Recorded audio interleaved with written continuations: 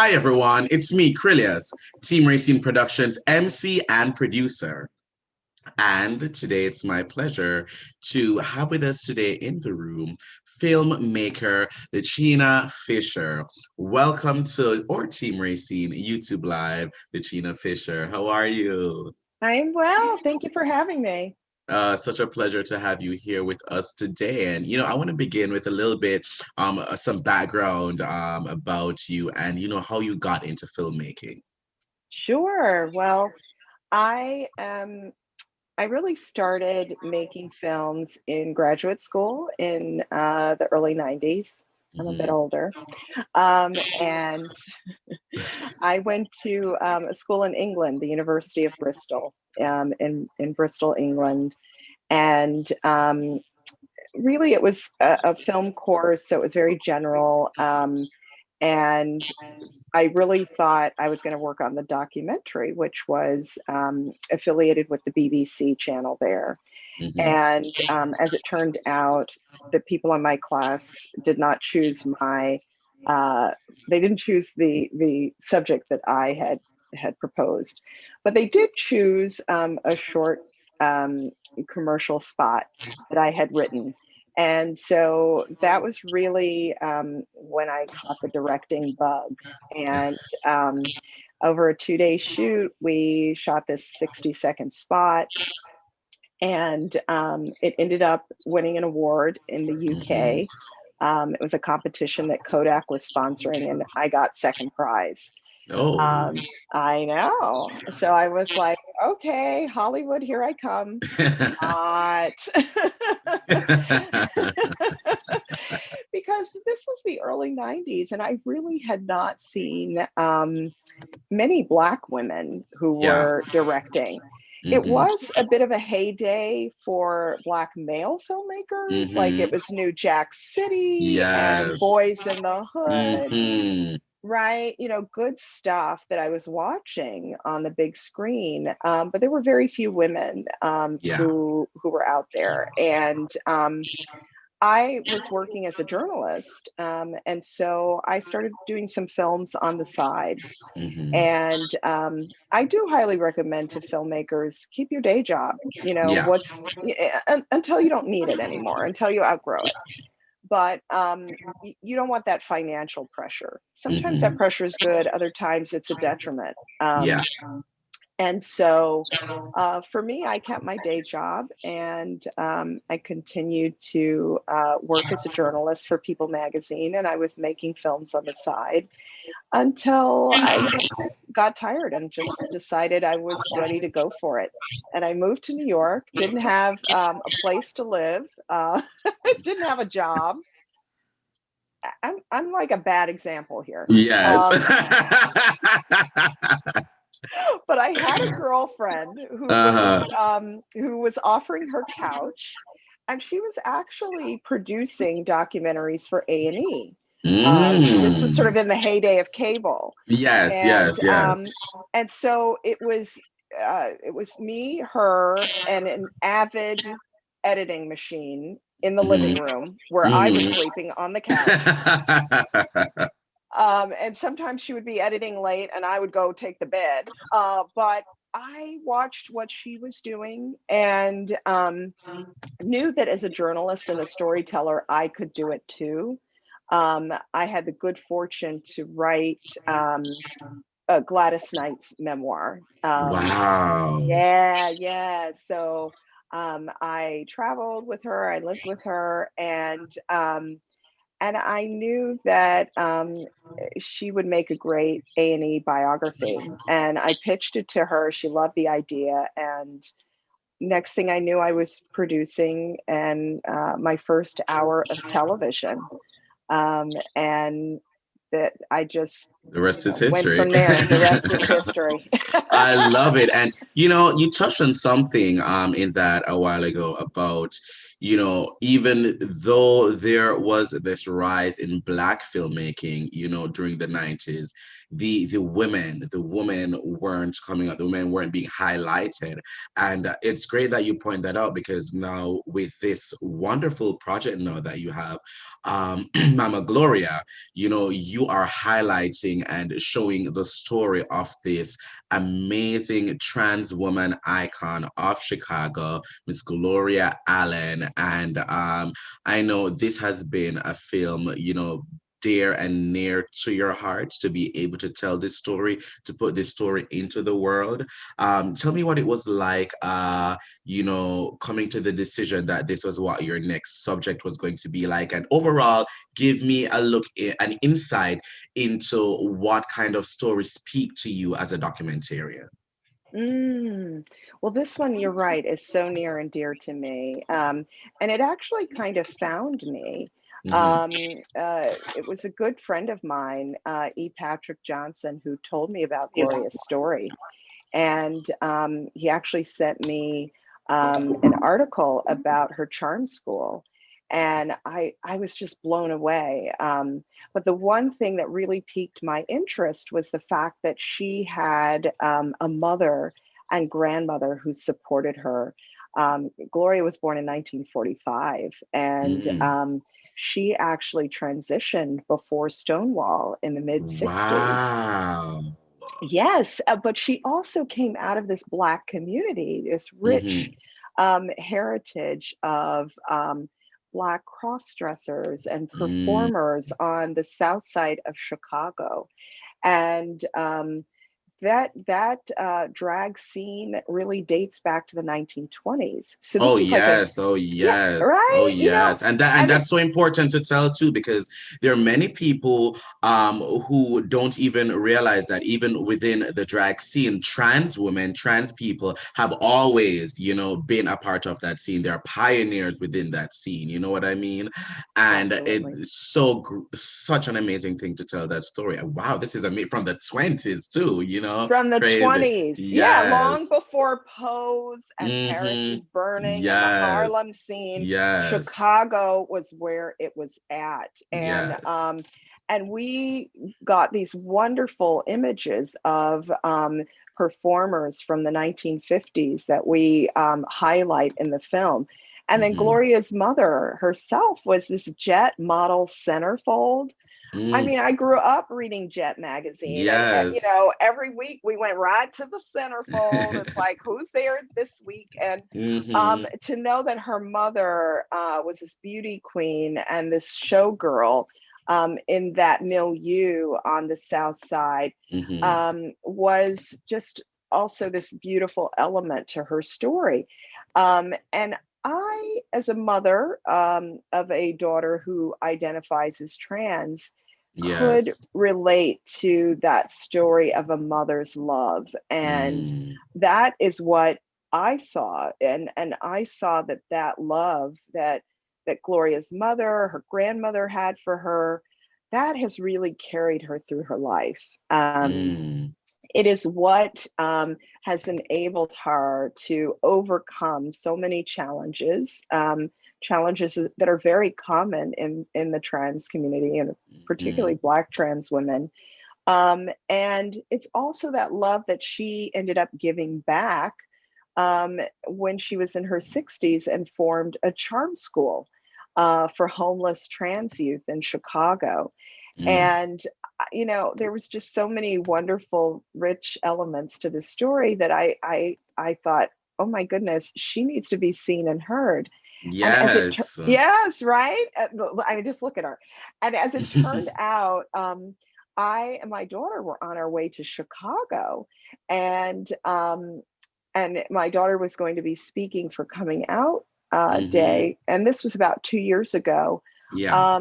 And so we had an opportunity to meet Gloria and spend the day with her. Wow. Oh my God. That is Yes. really special. That is really special. And that was where it all happened. It was just Yes. like that magic of all of these things aligning. Mm-hmm. And certainly the sense of purpose that I have as a mother. I Mm-hmm. also am an advocate for trans youth, for Mm-hmm. LGBTQ youth. And so it was bringing, my purpose with my passion.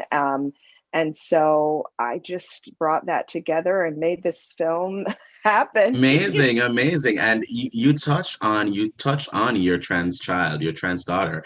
And I wanted to ask what it is like, especially raising a child in this environment, a trans child, especially within the Black community. How has that been for you, especially being an ally and an advocate for the trans community and being within the community? What would you want to say to other parents out there who have children that might be struggling with gender dysphoria, that might be gender bending, that might be experiment, figuring out, themselves? What kind of advice would you have for them, and how was that journey for you? Mm. Well, the journey for me, it wasn't always easy, Mm-hmm. certainly. I also have siblings who, my brother was gay, my sister identifies as queer, and she's married to a woman. And so for me, that wasn't uncommon. Mm-hmm. And honestly, we thought, as our child was coming up, we thought, oh, probably going to be gay. Mm-hmm. And that's okay. We know gay, right? Mm-hmm. But Yes. one day at age 11, she said, I don't think I can be a boy much longer. Mm. And suddenly we were in unfamiliar territory, Yes, yes. um, because it is not that common. Although I think now we're hearing more people come out. Yes, Elliot we are. Page, right, the Yes, just came actor, out. Yes, he just just came did. out, and I love what he had to say So about. much. Oh my God, not only is it important to be visible, but absolutely it is scary. Yes. We know that this year has been the deadliest year on record for trans people, and Yes. particularly trans women, Black trans women. And I'm raising a daughter who Yeah. identifies as Black or biracial, and so I knew for me, in the way that Gloria's mother knew for her, that she was going to have to pour that love into Mm-hmm. her child, Mm-hmm. to give her child the foundation that she needs to go Mm-hmm. out and face a world that is not always going to be as kind. And Yes. so, as Black families, it's crucial. We know that our kids already face so much just Mm. by virtue of their skin color, or sometimes their gender. And I know that it is tough. As parents, we worry, we get anxious, and we want nothing more than our kids to be happy, to have Mm-hmm. a great life and access to opportunities. And you sometimes feel that, oh, if they're also LGBTQ on top of that, well, that's just another strike against them. This is, Mm-hmm. but honestly, we have to know that if we're giving our kids the love and the support, that is the best thing to giving them the Yeah. opportunities and options they need to navigate life. Mm. Um, because what we see in the violence, it is mainly propagated against uh, women or trans people who don't have as many options, right? Yes. Who maybe have had that separation from their families, that break Mm-hmm. in the love, and all of those things matter in terms of making sure you're getting your child into to school, to follow um, a career path. All of that just creates more options, more opportunities, more likelihood of a great outcome. And so the bottom line, we've got to love and support our family. Yes, They are yes, our yes. family. Yes, and that is so important for so many parents to know. I know my mother worried, and she still worries, because I'm gay and everything. So I know there are many parents that will feel empowered by this. And speaking of empowering, tell me, what do you want the legacy of Mama Gloria to be? What do you want this film's legacy to carry on? What do you want it to bring forward as we move forward into the future? Well, I think legacy is a perfect word, because the generation that is out there today who are visible, who are marching, they are her legacy. Yeah. She blazed the trail for them. She was out and proud, has always been from the very beginning, um, risking her life many times to be herself, her Mm. authentic self. So I think it's really important that we tell the stories of the elders, the folks who came before, and that we have those stories captured for time going forward. Hmm. Um, because, so often people say, oh, this is a new thing, or, this, what, this whole Yes. trans thing, this Hmm. alphabet, what are they talking Yes. about? But this isn't new. This has been around forever. Always been. Always, and it's in every community, Yes, yes. including our Black community. And so, Yes, yes. right, we need to, Speaking of, yes, speaking of that, I just learned earlier this year that the first person to call themselves a drag queen in America was William Dorsey, who is a Black man from here in Washington, D.C. And I did not know this ever before. And so and anytime I hear, people, from our community want to say, oh, this came from wherever or whatever, like this has always been a part of our community. We've always been across the spectrum from the L to the G to the B to the T to the Q to the I to the A, every last one of them to the plus to everything. Or sexuality has always been on a spectrum, or gender has always been on a definitely. spectrum. That's always, we've always been there.